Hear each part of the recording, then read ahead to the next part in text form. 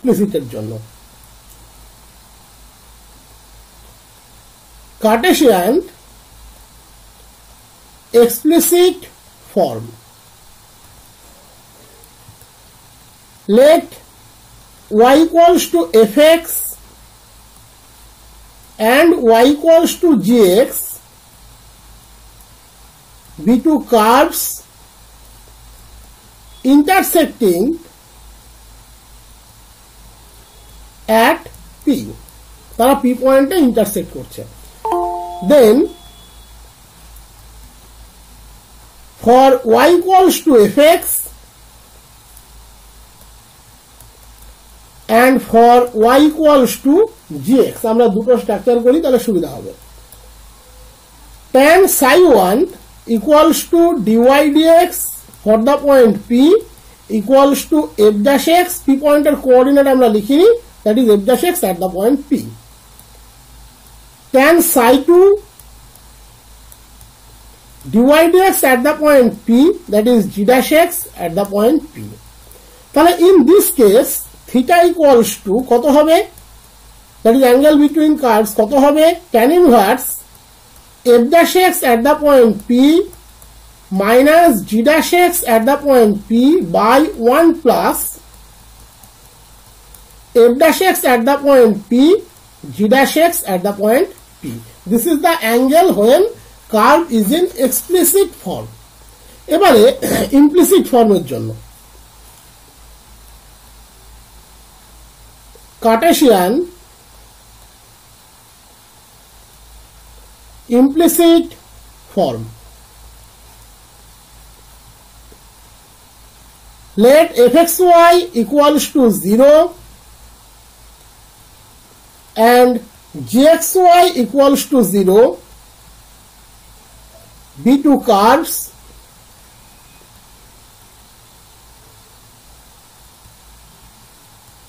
intersecting at p. Then আমরা কি জানি, প্রথমটির ক্ষেত্রে dy dx হবে মাইনাস fx বাই fy, দ্বিতীয়টির ক্ষেত্রে dy dx হবে minus gx by gy. So angle of intersection equals to tan inverse minus fx by fy, tan psi 1 minus tan psi 2 ছিল, gx by gy আর নিচে minus মাইনাসে plus হয়ে যাবে, তাহলে 1 plus fx gx by fy gy. তো overall ক্যালকুলেশনটা যদি আমরা develop করি,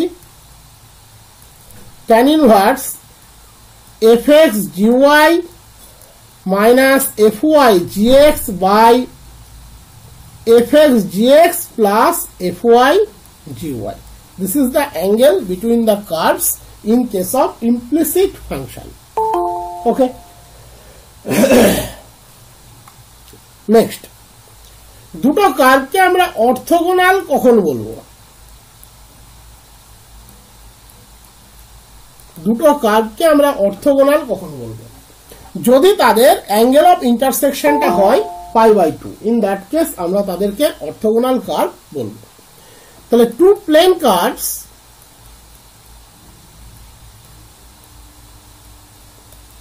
আর said to be orthogonal or cut orthogonally if angle of intersection between them লিখতে পারবো, between their tangent লিখতে পারো, দুটো বিষয় একই, এতক্ষণ আশা করি বুঝে দিয়েছো। Angle of intersection between them is π/2. এবারে যদি একটু ছবিতে চলে যাও তাহলে খেয়াল করবে, তার মানে এই অ্যাঙ্গেলটি হচ্ছে π/2, তার মানে psi 2 আর psi 1 এর মধ্যে যে ডিফারেন্স সেটা হয়ে গেল π/2।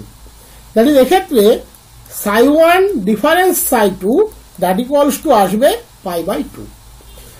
অথবা আমরা এভাবেও ভাবতে পারি 1 plus tan psi 1 tan psi 2 that equals to 0। তার কারণ tan থিটা ইকুয়ালস টু বেরিয়েছিল এটা tan pi by 2 undefined, তাহলে cot pi by 2 0, তাহলে 1 plus tan psi 1 tan psi 2 equals to 0। অথবা যদি তুমি এক্সপ্লিসিট ফরম্যাটের ক্ষেত্রে যাও তাহলে 1 প্লাস ডেনোমিনেটরটা মনে করো একটু আগে লিখলাম f dash x p g dash x p that equals to 0। এটা হলো কার্টেসিয়ান এক্সপ্লিসিটের জন্য। কার্টেসিয়ান ইমপ্লিসিটের জন্য একটু আগে লিখলাম denominator 0 that is fx gx plus fy gy that equals to 0। এর মধ্যে যে কোনোটা তুমি তোমার প্রয়োজন সাপেক্ষে ব্যবহার করতে পারো, কোনো অসুবিধা নেই। এবারে হচ্ছে দুটো কার্ড একে অপরকে টাচ করবে কখন। Two curves touch each other if they have common tangent, that is tangent একটাই হবে। if they have common tangent, তার মানে ডেফিনেটলি থিটার ভ্যালু এক্ষেত্রে 0 হবে। থিটা 0 হওয়া মানেই psi 1 আর psi 2 ডেফিনেটলি সমান হবে, দ্যাট ইজ এক্ষেত্রে নিউমারেটরটা 0 হবে। তার মানে f dash x at p cartesian এক্সপ্লিসিটের ক্ষেত্রে equals to g dash x at p হবে। একই রকম তোমার ইমপ্লিসিটের ক্ষেত্রে নিউমারেটর 0, তার মানে fx gy equals to fy gx হবে, বা এটাকে আমরা আরো ভালোভাবে লিখতে পারি fx by gx equals to fy by gy হবে। ডেরিভেটিভ গুলো ইকুয়াল হবে, মাইনাস বাদ দিয়ে বাকি পোর্শন ইকুয়াল করে দাও, fx by gx equals to fy by gy হবে। তো এই ছিল মোটামুটি আউটার স্ট্রাকচার, এগুলো মোটামুটি আমাদের আগে থেকেই পড়া। এরপরে সাবট্যানজেন্ট সাবনর্মাল এই বিষয়টা আমাদের একটু দেখার আছে। তো এই অবধি কারোর কোনো অসুবিধা থাকলে বলতে পারো। কারোর কোনো অসুবিধা আছে? আর মোটামুটি বুঝতে পারছো তো? যে কোনো দু একজন রেসপন্স দিলেই হবে, সবাইকে বলতে হবে না। বুঝতে পারছি স্যার। ঠিক আছে, এবারে হচ্ছে cartesian subtangent and cartesian subnormal.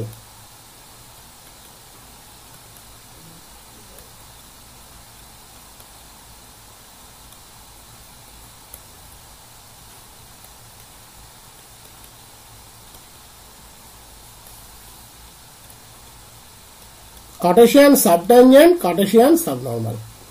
এটা প্রথমে আমি একটা রাফ ছবি এঁকে একটু দেখানোর চেষ্টা করছি, পরে আমি একটা ফ্রেশ ছবি তুলে দেবো।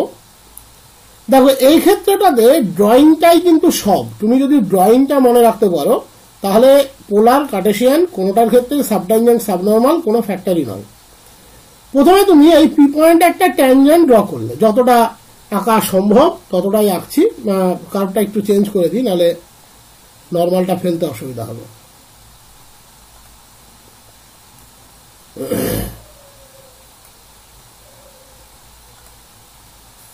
কার্ভটাকে একটু বেঁকিয়ে নিই, হ্যাঁ এরকম নেই। এই ধরো পি পয়েন্টে আমরা একটা ট্যানজেন্ট পিটি ড্র করলাম।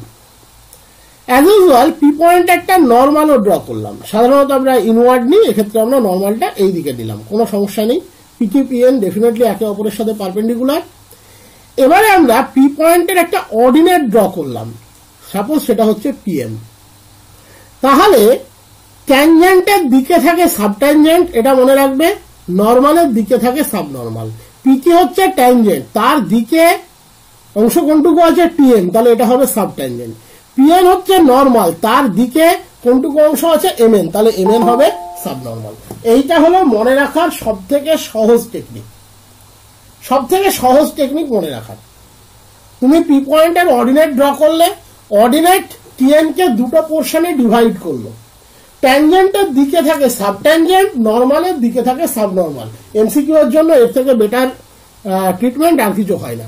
এবারে আমি একটা বেটার ছবি নিয়ে তোমাকে বুঝিয়ে দিচ্ছি, ওটা জাস্ট আমি এঁকে দেখালাম।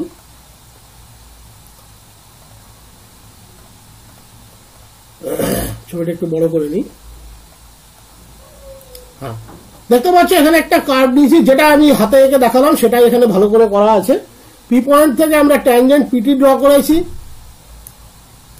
পি পয়েন্টে পিএম নর্মাল ড্র করেছি, পি পয়েন্ট থেকে পিএম অর্ডিনেট ড্র করেছি, দ্যাট ইজ পিএমটা হচ্ছে এখানে ওয়াই, অটোমেটিক্যালি এক্স অক্ষের সাথে এটা সাই অ্যাঙ্গেল ক্রিয়েট করে, তাহলে ওটা যদি সাই হয় তাহলে এটা 90 মাইনাস সাই হবে, আর পিটিপিএন যেহেতু পারপেন্ডিকুলার তাহলে এটা সাই হবে। আশা করি এগুলো বুঝতে কোনো অসুবিধা থাকার কথা নয়।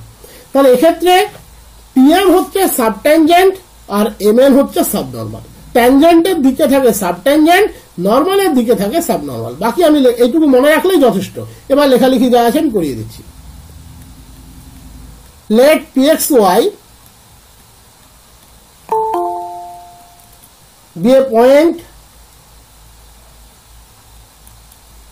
on the curve y equals to fx. Here pt is the tangent, definitely দেখতে পাচ্ছ, pn is the normal, pn normal, pm is the ordinate at p.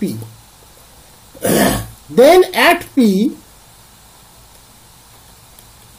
আমি দুটো পোর্শনে ভাগ করে নিচ্ছি তাহলে সুবিধা হবে। আমি আগেই বলে দিচ্ছি, ট্যানজেন্টের দিকে থাকে সাবট্যানজেন্ট, তাহলে টিএন সাবট্যানজেন্ট, নর্মাল পিএন তার দিকে থাকে সাবনর্মাল, তাহলে এমএন সাবনর্মাল। আশা করি এটা নিয়ে কারোর কোনো অসুবিধা হওয়ার কথা নয়। Then at P TN is the cartesian subtangent. Cartesian শব্দটা মেনশন করছি কারণ সেম জিনিস পোলারে আছে, পোলারের কনসেপ্টটা আবার একটু আলাদা। mn is the Cartesian subnormal. Cartesian subnormal. তাহলে এটা হলো কার্টেশিয়ান সাবট্যানজেন্ট, এটা হলো কার্টেশিয়ান সাবনর্মাল। এবারে আমরা একটা একটা করে ত্রিভুজ নিয়ে নেব। যেমন ধরো আমরা প্রথমে নিচ্ছি PTM, ট্রায়াঙ্গেল PTM।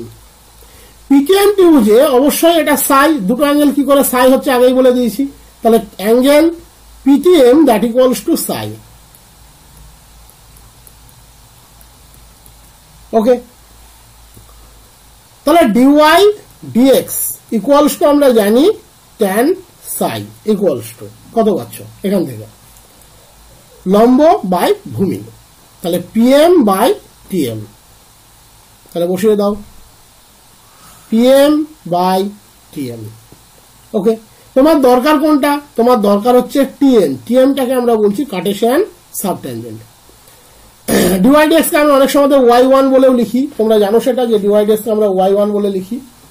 তাহলে এক্ষেত্রে সাবট্যানজেন্ট অবশ্যই cartesian equals to TM equals to PM cot সাই।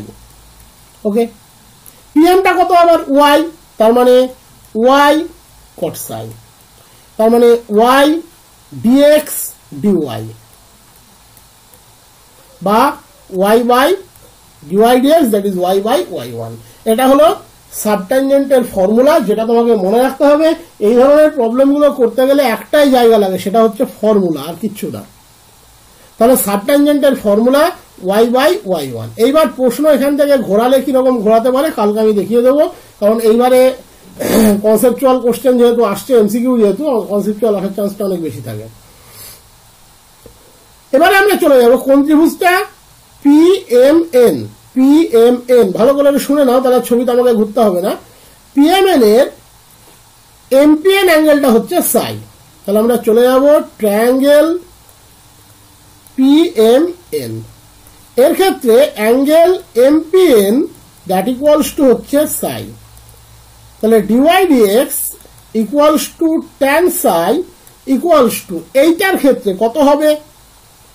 দেখো এই অ্যাঙ্গেলটাকে যেহেতু সাই আমরা ধরছি, তাহলে অটোমেটিক্যালি এর রেসপেক্টে লম্ব হচ্ছে এমএন আর ভূমি হচ্ছে পিএম, তার মানে MN by PM,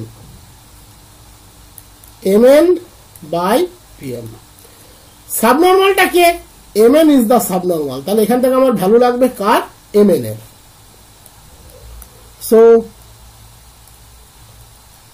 সাবনর্মাল equals to mn ইকুয়ালস টু pm tan psi, pm হচ্ছে y, that is y tan psi, that is y dy dx বা y y1, y dy dx বা y y1। এখান থেকে একটা জানার জায়গা আছে। তুমি ধরো একটা রেক্ট্যাঙ্গেল ক্রিয়েট করছো, এটা এমসিকিউ আসে এবং দেখবে যারা যে বই পড়ে থাকো, এখন কোশ্চেনটাকে সব বইয়ে ইনক্লুড করেছে, আগে শুধু অনার্সে আসতো, সব বইয়ে কোশ্চেনটা বহুবার পাবে, এমন কোনো বই নেই যে এই কোশ্চেনটা এখন এমসিকিউ কনভার্ট করে দেয়নি। দেখো এখানে আমরা একটা রেক্ট্যাঙ্গেল ফর্ম করেছি। রেক্ট্যাঙ্গেলটাতে কি আছে, যার একটা আর্ম বা লেন্থ ধরতে পারো টিএম, দ্যাট ইজ সাবট্যানজেন্ট, ব্রেথ ধরতে পারো এমএন, দ্যাট ইজ সাবনর্মাল। তাহলে আমরা এখানে একটা রেক্ট্যাঙ্গেলকে কনস্ট্রাক্ট করেছি যার লেন্থ হচ্ছে সাবট্যানজেন্ট, ব্রেথ হচ্ছে সাবনর্মাল। তা আমরা এই রেক্ট্যাঙ্গেলটার এরিয়াটা কনসিডার করব। তাহলে এরিয়া অফ দিস রেক্ট্যাঙ্গেল কত হবে, টিএম গুণ এমএন। টিএম কত, একটু আগে দেখালাম, y বাই y1 সাবট্যানজেন্টের ফর্মুলা। এমএন কত, y y1। তাহলে আলটিমেট কি পেলে, yf স্কয়ার। ওয়াইটা কি ছিল, ওয়াইটা ছিল ছবিতে তোমাদের PM, that is the ordinate at P. তার মানে কি পেলে এখান থেকে, that equals two ordinate at P তার স্কোয়ার। এটা কিন্তু এমসিকিউ এর কোশ্চেন, মোরওভার এখন সব বইয়ে পাবে, আমি কালকে করাবো তখন আমি দেখিয়ে দেবো। তাহলে এখান থেকে অ্যাকচুয়ালি আমরা যে ডিসিশনটা পেলাম, ডিসিশনটা কি, the rectangle formed by subtangent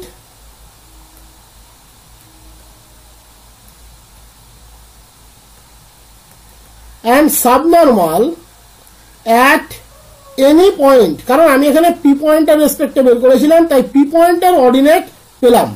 যদি কিউ পয়েন্ট বের করতাম ডেফিনেটলি ওটা কিউ পয়েন্টের অর্ডিনেটের স্কোয়ার হতো। at any point is equal to square of the ordinate of that point, that is rectangle এর area, বা এরকমও লিখতে পারো, the area of rectangle formed by subtangent এবং subnormal কে বেস করে তুমি যদি কোনো রেক্ট্যাঙ্গেল ক্রিয়েট করো, তার এরিয়া সবসময় হবে ওই পয়েন্টের যে অর্ডিনেট তার স্কয়ার। বুঝতে পারছি এটা প্রত্যেকে? একটু রেসপন্স দেবে, বুঝতে পারছো প্রত্যেকে এটা? হ্যাঁ স্যার। ঠিক আছে, নেক্সট হচ্ছে ছবিটা আরেকবার যাই।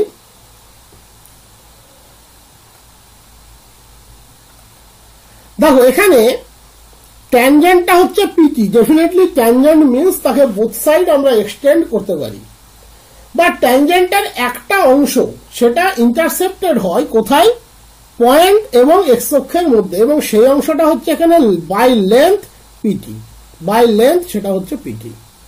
তাহলে এই পিটিটাকে আমরা কি বলি, length of tangent at P, এটা আমরা বলে থাকি এবং এগুলো ক্যালকুলেট করতে দেয়।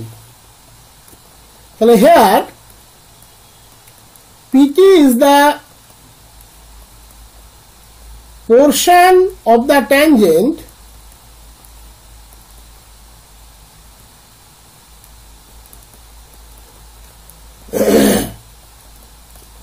intercepted between x-axis and point of contact, that is যে পয়েন্টের ট্যানজেন্ট তাকে তো আমরা পয়েন্ট অফ কন্ট্যাক্ট বলি, তার এবং এক্স অক্ষের মধ্যে যে ট্যানজেন্টের লেন্থটা আমরা পাচ্ছি সেটাকে বলি আমরা পিটি। তাহলে PT equals to length of tangent at P. ছবির দিকে তাকাও, ডেফিনেটলি পিটিএম ট্রায়াঙ্গেলটা হচ্ছে রাইট অ্যাঙ্গেল ট্রায়াঙ্গেল, তাহলে পিটি স্কোয়ার সমান PM square plus TM square, that is ordinate square plus subtangent square. So that equals to square root of pm square plus tm square.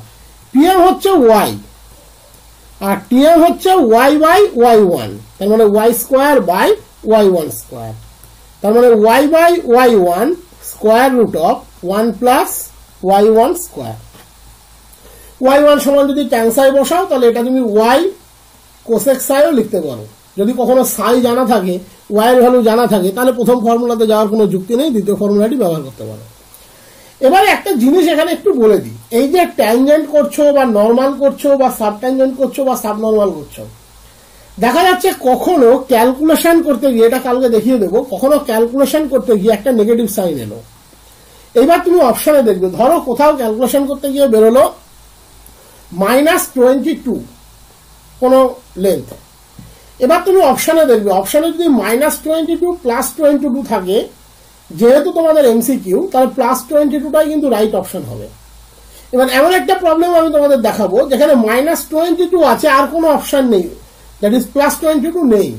তাহলে যেহেতু MCQ, সেক্ষেত্রে কিন্তু -22টাই ঠিক করতে হবে, যদিও সেটা ঠিক নয়, কারণ এগুলো ডিস্টেন্স, আর ডিস্টেন্স সবসময় পজিটিভ কনসিডার করা উচিত, বাট সেটা এমসিকিউ এর অপশনের সাথে তোমাকে একটু ভাবতে হবে।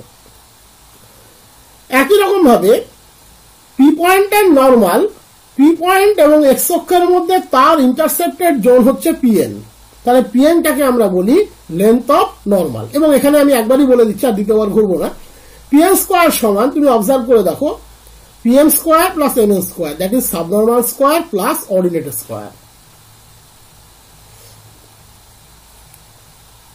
তাহলে again PN is the portion of the normal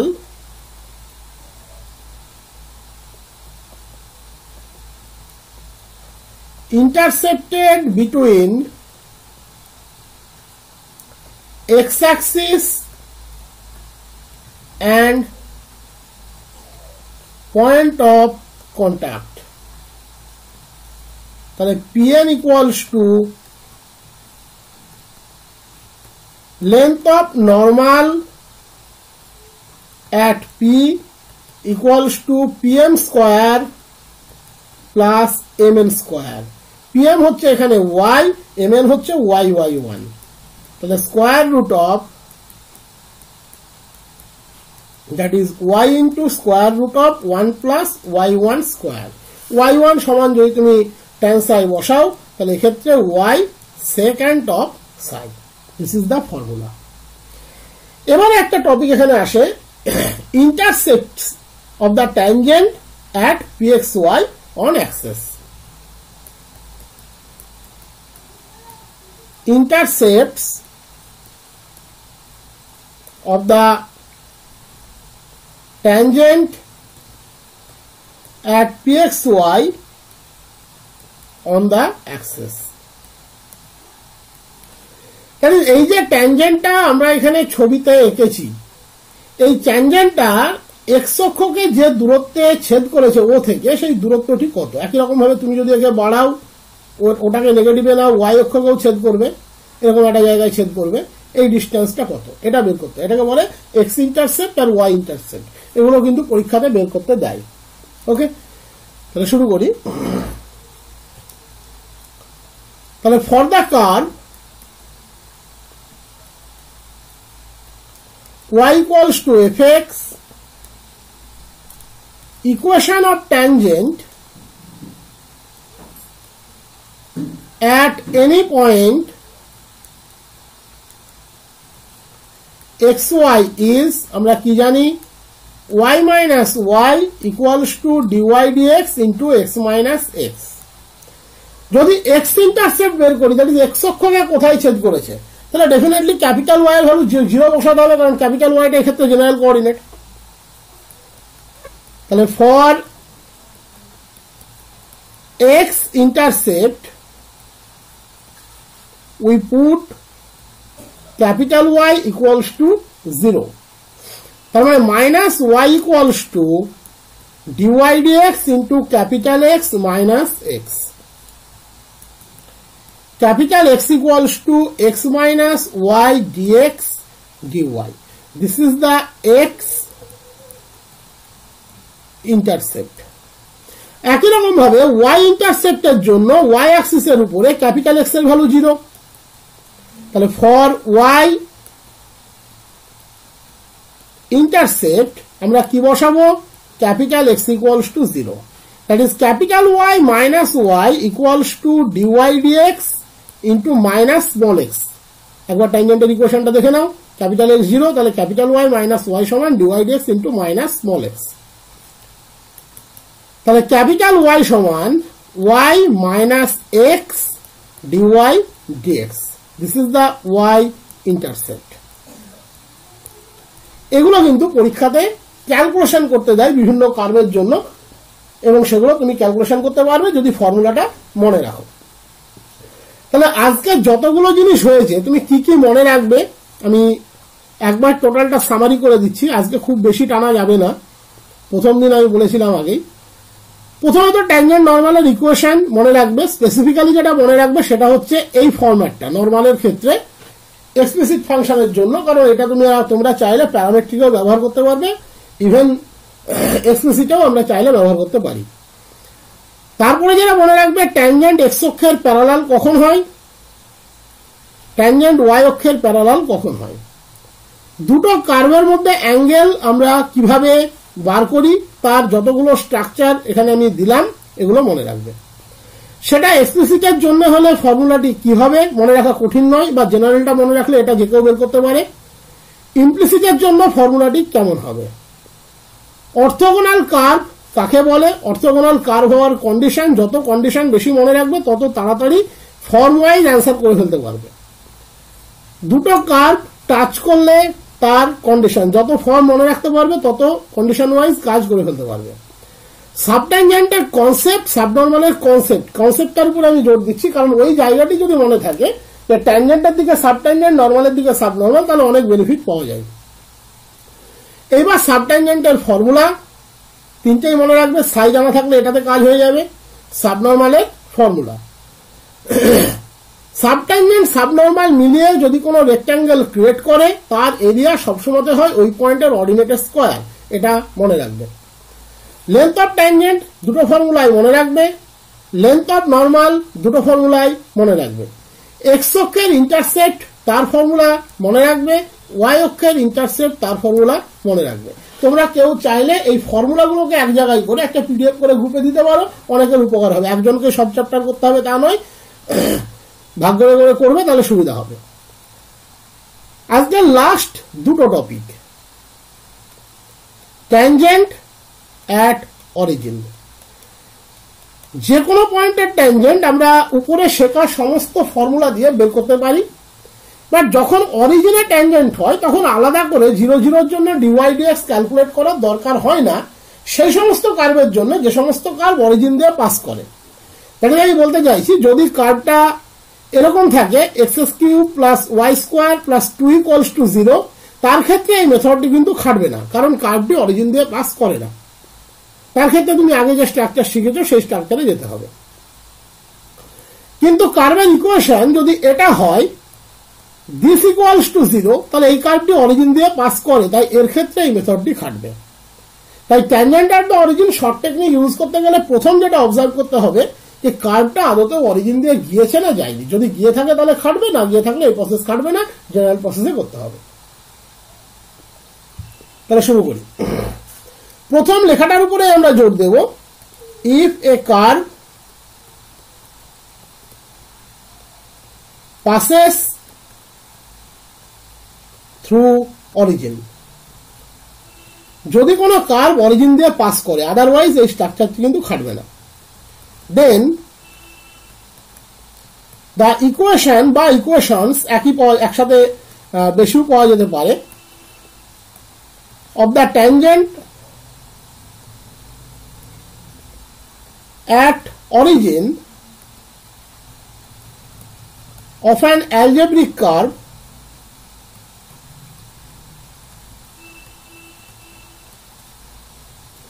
is obtained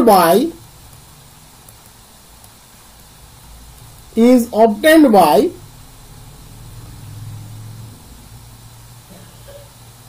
equating to 0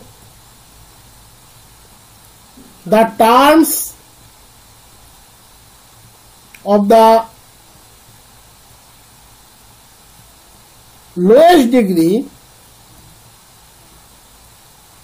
present in the equation. That is, কোন কার্ভ যদি অরিজিন দিয়ে পাস করে তার ক্ষেত্রে ট্যানজেন্টের ইকুয়েশন হবে তার লোয়েস্ট ডিগ্রি টার্মকে ইকুয়েট করবে জিরোতে। তার মানে এক্ষেত্রে এর ট্যানজেন্ট হবে x ইকুয়ালস টু 0।